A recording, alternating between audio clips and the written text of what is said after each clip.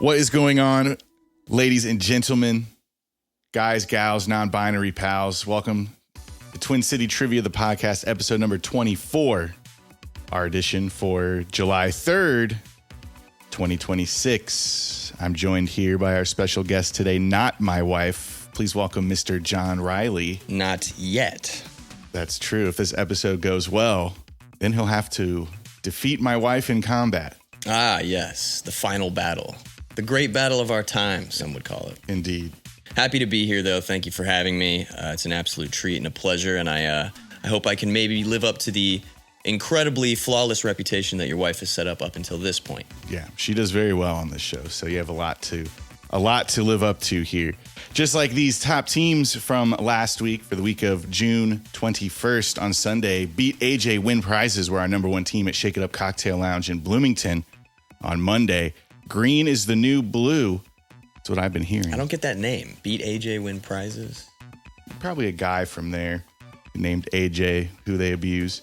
But green is the new blue on Monday were our number one team at Sky Lounge in Springfield. Tuesday, Jurassic Parks and Rec were our number one team playing that night at Obed and Isaac's in Springfield. And on Wednesday, the Board Gamers were our number one team for the night playing at Obed and Isaac's in Peoria. So we have brewery to brew. What are they putting in the beer at Obed and Isaac's? Gotta be something good. Something good. Thursday, a Spirited Bunch were our number one team for the night at Maggie Miley's in Normal. And Friday, the Three Musketeers playing at Opie's in Roanoke were our number one team. Saturday, we were off, but that takes us into our top three team names of last week. In third place, we had the Foot Fun Guys. Second place, we had Cassie's Only Fans. And in first place, come see the complete works of Jane Austen this weekend at the station. God only knows what that could possibly mean. But with that, let's go ahead and check out the rules before we begin the game. Twin City Trivia, the podcast, puts players through 5 category rounds of 5 questions each, before ending on a final round consisting of one more question from each previous round. After 3 rounds, players will face a halftime challenge, with 30 seconds to complete it. Feel free to pause the episode at any time and think, this isn't Jeopardy, and your host is not Alex Trebek. Remember, the scoring is optional. The fun, however, is mandatory. Thank you very much for the rule check. Now that we know what to do, let's go ahead and see how Mr. John Riley fares in this week's sets of questions. Round number 1 is called This Week in History, just like we do every week. Events in this round took place at some point this week in history. Here's question number 1. Internet users uncovered a Dallas news segment in which musician Mark Rebellier scalped his spot in line for the first generation of what device released in 2007?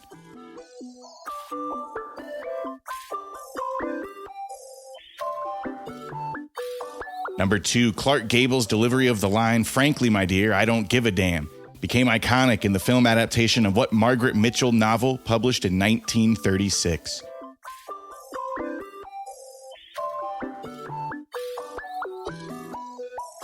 Number 3, in 2022, Ketanji Brown Jackson became the first black woman confirmed to what federal office?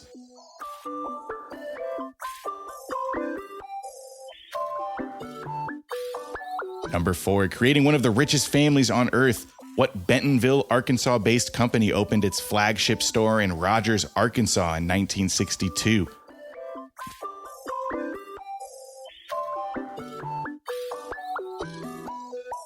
Finally, number 5, the MPAA introduced the PG-13 rating this week in 1984 in response to complaints about Spielberg's second indie outing and what 1983 Joe Dante creature feature?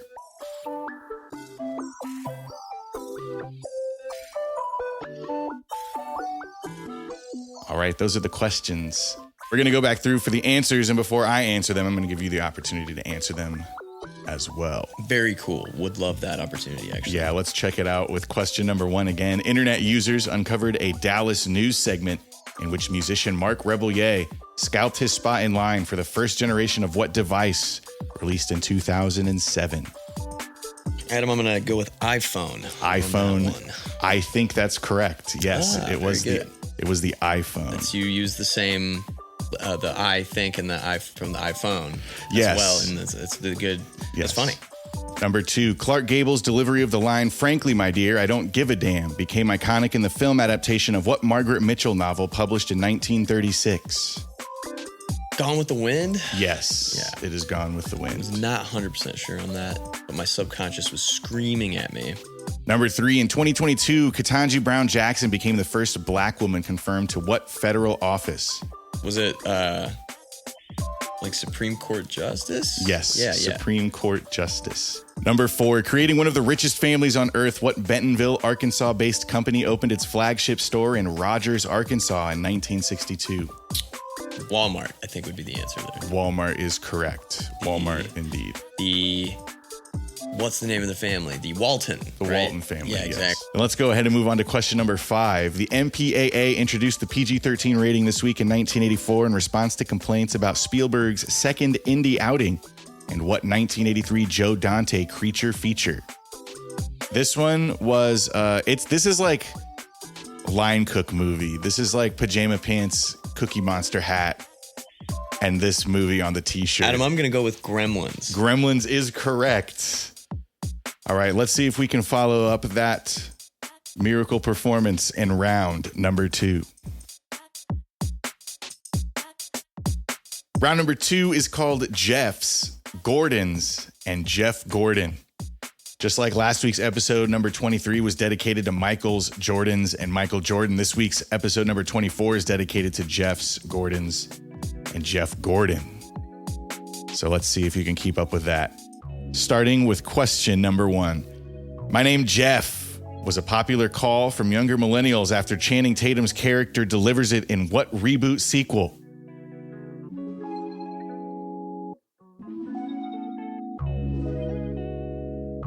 Number 2, famous for causing tension with former bandmates Andy Summers and Stuart Copeland, what Fields of Gold musician was born Gordon Sumner?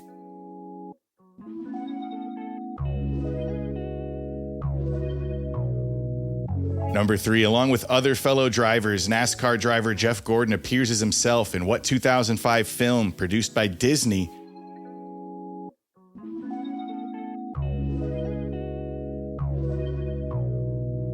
Number 4, Jeff Tweedy is the frontman of what Chicago-based alternative country band behind albums like Yankee Hotel Foxtrot?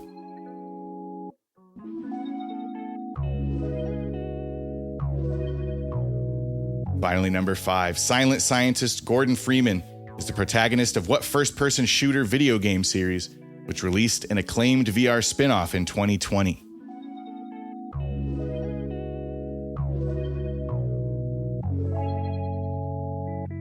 All right, John, it is your turn to answer the questions now that I've rattled them off. Well, he hears me rattle them off, but I edit in a certain amount of time so that you at home have time to think about them. All right, well, Adam, I hope that I can do you, the listeners, and Jeff Gordon himself proud, or his legacy at least. I'm sending this with directly these to him. responses, yes. The Rainbow Warrior is what they call him. I'm trying really hard right now because I know he will hear this. Okay, awesome. Let's go. Number 1, my name is Jeff was a popular call from younger millennials after Channing Tatum's character delivers it in what reboot sequel? It's got to be, I got to go with 21 Jump Street on that one, Adam. Reboot sequel. I got to go with 22 Jump Street on that one, Yeah, Adam. there we go. Nails it. First try. Number 2, famous for causing tension with former bandmates Andy Summers and Stuart Copeland, what Fields of Gold musician was born Gordon Sumner? It's got to be Sting, Adam. It has to be Sting, It correct. has to be Sting. Number 3, along with other fellow... Starting up a brand new day. Something like that.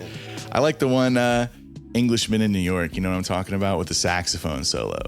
I'm an Englishman in New York. You know what I'm talking about? Here's question number 3. Along with other fellow drivers, NASCAR driver Jeff Gordon appears as himself in what 2005 film produced by Disney as a reboot of The Love Bug? I'll go a little bit further here for you. It starred Lindsay Lohan. Okay, so I wasn't sure about this one at first. I was on the fence. It could have maybe been one thing, could have maybe been something else, but I was leaning towards Herbie Fully Loaded. That is correct. Herbie was, in fact, fully loaded. He was indeed, and I was fully loaded up with popcorn watching that movie over and over and over again. Number 4. Jeff Tweedy is the frontman of what Chicago-based alternative country band behind albums like Yankee Hotel Foxtrot? Now, you like this band, John. It's presumptuous, first of all. I think that they have one very good record, and I would say their later catalog is a little bit less impressive. In my humble opinion, that is just my opinion. I know they've got a very strong and dedicated fan base. I personally lean towards Sunvolt myself, but the answer to this has got to be Wilco, Adam. Wilco is correct. And finally, question number 5. Silent scientist Gordon Freeman is the protagonist of what first-person shooter video game series, which released an acclaimed VR spin-off in 2020? It's got to be a Half-Life, Adam. Half-Life is correct. We're witnessing a miracle here. John has gone 10 for 10 so far. Not a single one missed. Unfortunately, that good. That is true. And I don't know if we're going to stop in the next round. Round number 3. Here it comes. All right, we are back with round number 3. Round number 3 is called A24, more like a 24th episode. Wow, that's good. Did you come up with that? I did. And if John was saying I looked tired when he got here, which was kind of rude, but that is why it was midnight oil burning session. Well, in the spirit of A24, I think maybe we should amend it and call it AI 24th episode. Oh, yeah, because Google. Because of their merger with Google AI. But, we want them to continue making movies. I love the movies. I want to see good films. And if that means that they have to make some partnerships that aren't necessarily ideal, then you know what? Just keep giving me what I want to see. That's what I say. God dang it. And you know what? At least we had the hits. At least we had the hits, and we will always have the hits, unless they get bought out by Paramount, and then we do not have the hits anymore. But up until that point, we got the hits, so let's enjoy them while we have them. And let's enjoy these questions while we have them here, starting with question number 1. During the 2017 Oscars, the Academy Award for Best Picture eventually went to what film after La La Land was mistakenly announced first?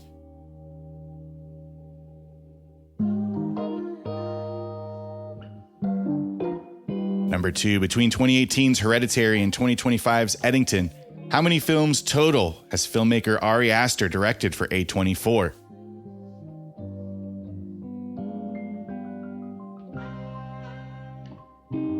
Number 3, Zac Efron and Jeremy Allen White team up to portray members of the Von Erikson family, the real-life wrestling family at the center of what film?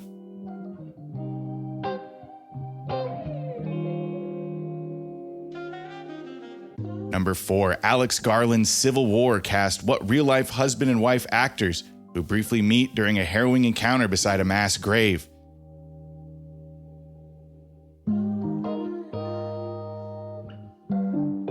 Finally, number 5, 2023's Dream Scenario from writer and director Christoph Borgli centers around Dr. Paul Matthews, played by what actor, who suddenly appears in the dreams of millions around the world?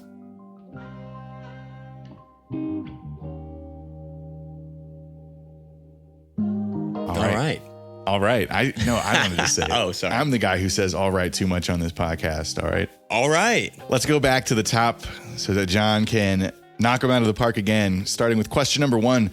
During the 2017 Oscars, the Academy Award for Best Picture eventually went to what film after La La Land was mistakenly announced first? Really funny moment. It was Moonlight, as it should have been. Moonlight is indeed correct. Moonlight, the winner of the 2017 Academy Award for Best Picture. Number 2, between 2018's Hereditary and 2025's Eddington, how many total films has filmmaker Ari Aster directed for A24? So there's also some weird wording. Is it just the ones in between? So counting them? Counting those 2. Okay. What was it? Was the 2 again? Hereditary. So in 2018 was Hereditary, and his most recent release is 2025's Eddington. Right. So then he did 2. So 4 total. Yes. Do you know what they are? They are Midsommar and, well, in order, I think it was Midsommar and Beau's Afraid. Yeah. Do you want to try for the year on either? Midsommar was, I want to say 2019, but I think. Yes, it is. Okay. 2019. And then Beau's Afraid was 21, I believe. 2021? A little bit more recent. 22? No, it was 23. Yeah. Oh, yep. wow. Yeah. Yep. All right. Did you see Eddington? Oh, yeah. That's one I suggest. If you're a Pedro Pascal fan, definitely go with a friend to see that one. 100%. Call a friend over to watch that one. Yeah, you will both have an interesting time with that one. I would say. And then the flashbang at the end of Joaquin Phoenix. I don't want to spoil anything because watching it was just truly. It is a very like entertaining experience. I very much enjoyed like the whole process of watching it in a theater was like a lot of fun. I didn't like the way I felt seeing it the first time, but after I kind of let it temper, I was like, you know what? That was a pretty effective movie. Let's try out question number 3. Zac Efron and Jeremy Allen White team up to portray members of the Von Erikson family, the real-life wrestling family at the center of what film? So sad. Such a tragic story, Adam. And that is The Iron Claw. The Iron Claw is, again, correct. In question number 4, Alex Garland's Civil War cast what real-life husband and wife actors who briefly meet during a harrowing encounter beside a mass grave? You know, fun fact about this scene, Adam, what most people might not know is that they had a totally different actor cast for that part in that moment. And it was Kirsten Dunst that said kind of last minute, hey, you know, I think my husband is, he's available. He's not really doing anything. He can come in there and do it. And that is Jesse Plemons and Kirsten Dunst, like I said before. Correct. It was those two. I did not know that was, in fact, what happened. Imagine being the other guy. Actually, I think it was originally supposed to be Zendaya. Zendaya? Yeah. I do feel like maybe the right person ended up in that role. Here's question number 5. 2023's dream scenario from writer and director Christopher Borgley centers around Dr. Paul Matthews, played by what actor who suddenly appears in the dreams of millions around the world? You know, this is a really interesting one. And the actor is Nicolas Cage, of course. That is, of course, and the movie's Nicolas dream Cage. scenario, obviously. Yes, indeed. Let's get a little rundown on our halftime challenge from one of the robots. I'll see you on the other side. After banner years in 2025 and 2026, film studio A24 has gone from a quirky indie company to a formidable contender that's sending Hollywood back to the drawing board. In this halftime challenge, you will have 30 seconds to try and guess A24's top grossing films to date. Your time starts now.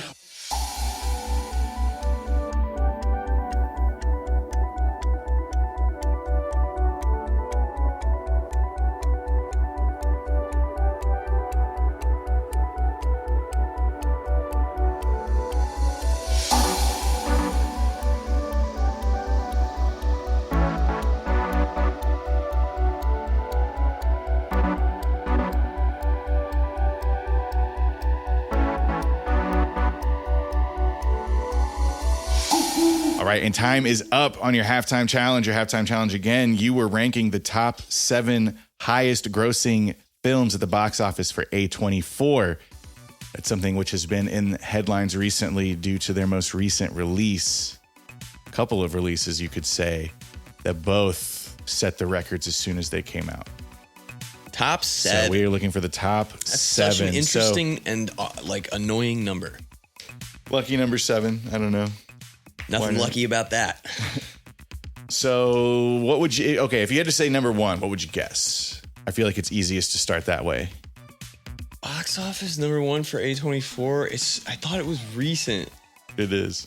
Of all time, it's and I'm just not able to. I almost want to say Marty Supreme, but I don't think it's Marty Supreme. It's not even close to that. It's Backrooms for sure. Yes, okay. Number 1. So now. you just named the top 2. Backrooms and Marty Supreme. Yeah, Marty Supreme was 2. I was gonna say Obsession might have been 2. Obsession not on the list. Oh, that's it. What was it? Neon. So now we're at 3. This one was big and it's time. I think from what I've heard you talk about it, you don't. It's like, okay, the hype was a little much. And this one was like big cultural moment when it came out. It was a couple years after the pandemic. Civil War, maybe? No, that is on the list. That's number 4. Are you just giving me the answers? Yeah. You're just gonna tell me what order they're in? Yeah. Well, I feel like it just goes easy. It's easier that way. Yeah, I mean, it's okay. It's tough. Like the culturally significant moments. So it's, oh, that's right. So it's, okay. So we got top 4, Backrooms, Marty Supreme, Everything Everywhere All at Once. Yes. And then Civil War. Yes. So we just need 5, 6, 7. So number 5, again, really, really recent. We just were talking about this actress in question number 4. And then her co-star is in everything. Not the movie that we just talked about. He just is in every movie, it seems like. This is an A24 film that just came out recently. was it Begonia? No, it's no. not. That is not on the list. No, this one, it was predicated on this huge twist that everybody was like, you have to go in. You can't know what's going on. You have to go into this movie blind. It's like a character study type of movie, a drama. With Kirsten Dunst? No, there's the other actress we talked about in that. In Civil War? Yeah, that Jesse Plemons replaced. It was supposed to be this other actress. Zendaya? What was Zendaya in? Recently. And her co-star's been in everything. He's going to be in Dune 3. Yeah. Oh. He's in so many A24 projects. This one came out this year. I thought the twist was really corny. Oh, it's the drama. Yeah. I literally said it earlier. Yeah. I was like, it's a drama. The drama. Yeah. You did say it earlier. I didn't even catch on to that. These last, you still have two that you could name. I've not seen these last two. One of them is a horror movie. The other one, I honestly don't know what it is. I didn't even. I maybe could. Hereditary, probably. Nope. It's a teen horror involving a cursed object and. Oh, is it Talk to Me? Yes. Okay, so that is number 7. That is number 7. I was almost gonna say Bring Her Back because that's like such a similar. And then I can't help you with number 6. I have not seen this movie. Let me look it up. Wait, what was number 5? Was the drama? 6 Yes. was that, right? We're still the jury's still out on 6. Oh, so that was 7. Yeah, 7 was Talk to Me. Gotcha. Jury's still out on 6. Okay, it's a rom-com starring Pedro Pascal, Dakota Johnson, and Chris Evans. Oh. You want me to give it to you? I do, yeah. It's Materialist. All right, well, that is our halftime challenge. That was a fun one. Let's go ahead and carry on into round number 4. Round number 4 is called Comic Sans Day. It's because you'll never guess what day it is today. I guess it is Monday. We're going to be asking questions about infamous typefaces. Guesses? Today is Comic Sans Day today. So we're going to ask questions about infamous typefaces, which you may have in fact heard about. Here's question number 1. Commonly associated with the Target wordmark, New York City subway signage, and U.S. tax forms, what Swiss typeface was released in 1957?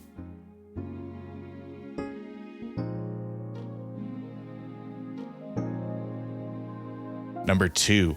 A Ryan Gosling SNL sketch fixates on the 2009 movie Avatar using what much-mocked typeface?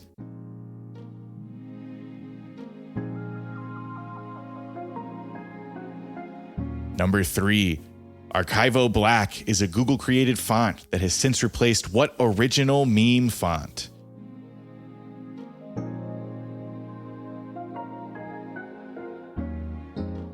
Number 4. In typography, fonts like Times New Roman have small finishing strokes at the ends of their letters, features known by what name?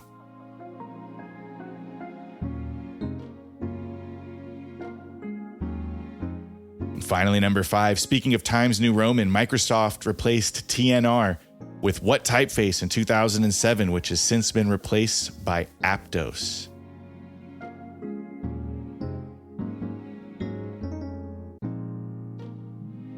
All right, we've pivoted away from the pop culture and movies. Man, I feel like fish out of water here a little bit, Adam. I think if you think about it, I should probably be able to give you some clues to help you figure it out too. But I'm gonna have to do some type of deep thinking to save face here. Yeah. I'm thinking. Starting with number 1 again, commonly associated with the Target wordmark, New York City subway signage, and U.S. tax forms, what Swiss typeface was released in 1957? This is like, I guess it's either you know or you don't know. It's like Deadmau5 uses the same exact typeface for his logo. The only difference in a lot of it is the spaces between, which I can't tell you. Well, you know what, Adam? I know that the Swiss love cheese. That's one thing that I know about Swiss people. Okay. And so I'm gonna take a stab in the dark here. I'm gonna say that there's got to be a cheese themed font out there. So I'm gonna say maybe there's a font called let's say Gouda. Is there Gouda? It is not Gouda. It is actually Helvetica. That close. That was pretty close. Number 2, a Ryan Gosling SNL sketch fixates on the 2009 movie Avatar using what much mocked typeface? What is I thought it started with it's papyrus, right? Or papyrus or something? No, that's papyrus. Papyrus, yes, close. Okay, papyrus. Okay. Question number 4. In typography, fonts like Times New Roman have small finishing strokes at the ends of their letters. Features known by what name? Well, this is actually something that most people, I think, are not very knowledgeable about. It might sound funny to some people, the name of it, but it is the most traditional way that I can say it without absolutely butchering the pronunciation is scrungle. So that is something that we'll look into. What I have here is a serif. That would be the layman's term, yes. The more common. So you didn't know. Because Comic Sans, the sans refers to the serif. There's no serif that hangs off the end. Yeah, so with sans serif fonts, they're just pretty straightforward. They're like typewriter fonts. Question number 5. Speaking of Times New Roman, Microsoft replaced TNR with what typeface in 2007, which has since been replaced by Aptos? So whenever you would open a Word document from 2007 onward, this was the font. It's a sans serif font. It is Calibri. Do you remember seeing that at the top in the Word document? The church bells are ringing. Mm-hmm. I mean, because before the default in Word was Times New Roman and 12-point font. But then when they changed Microsoft Office in 2007, it was Calibri, and they lowered it to 11-point font. I do remember that, yes. Because everything before that was meant for print. I remember thinking that Calibri would make a great R&B singer or something. That's true. I'm stealing that. Let's work on that. I need to, that was not a good response from me, though. I really need to recalibrate my response time, first 100%. Of all, and my correctness. Well, let's take a break and do that in between the end of round number 4 and the beginning of round number 5. Round number 5 is called Sophomore Effort. Questions in this round will not be about film, television, or pop culture. Instead, we will focus on info you should have learned by the time you enter your second year of high school. Awesome. Now, I know John, and I'm pretty sure he was in high school. So this should all be stuff that he's heard before.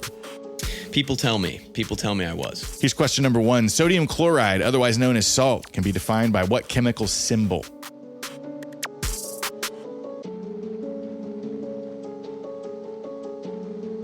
Number 2, in literature, what is the term for assigning human traits to animals or other non-human beings or objects?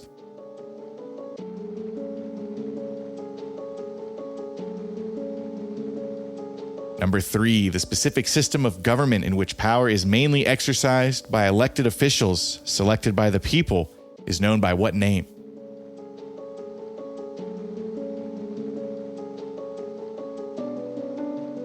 Number 4, when describing a verb or adjective, one would employ what portmanteaued part of speech?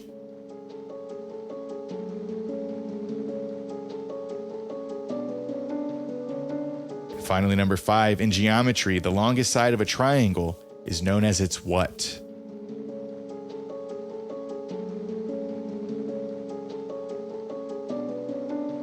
Now to John. Let's see what he thinks. Starting at number 1 again, sodium chloride, otherwise known as salt, can be defined by what chemical symbol? This was the periodic table was always not my... You have to think like Jimmy Neutron, NaCl.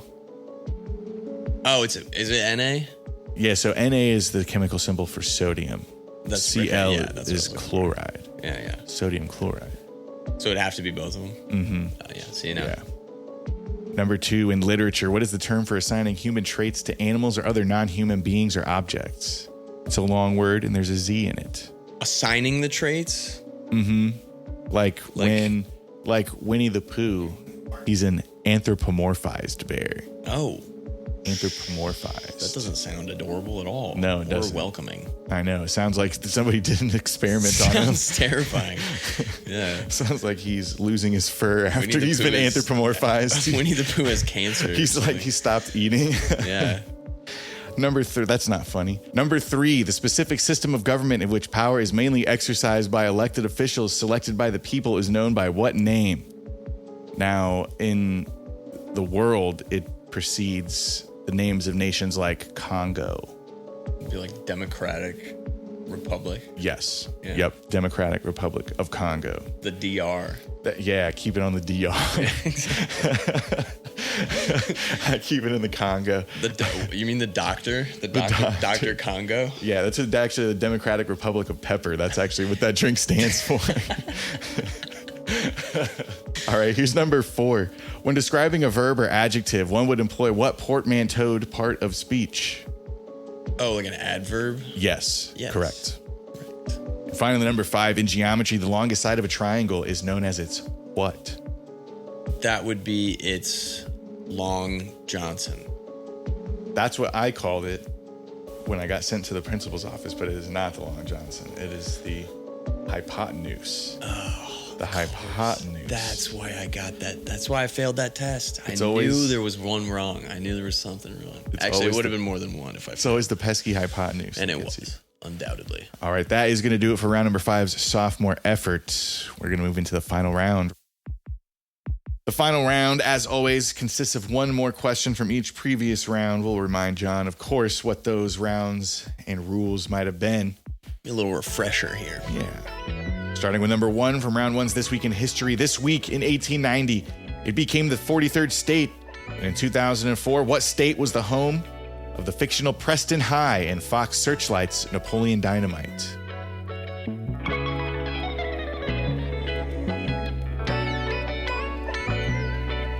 Number 2 from round 2's Jeff's, Gordon's, and Jeff Gordon. For much of his NASCAR career, Jeff Gordon's number 24 car was famously sponsored by what chemical company?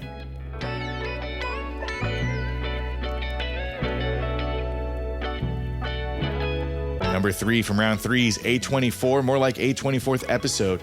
An incident on the set of the film Good Times led to the split of what filmmaking pair, allowing one half to direct Marty Supreme?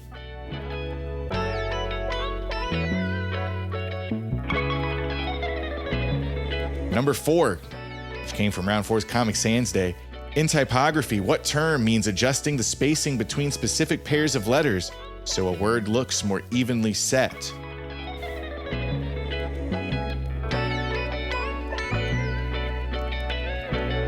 Finally, number 5 from round 5's sophomore effort. In biology, what general term describes a specialized structure inside a cell, such as the nucleus or mitochondria?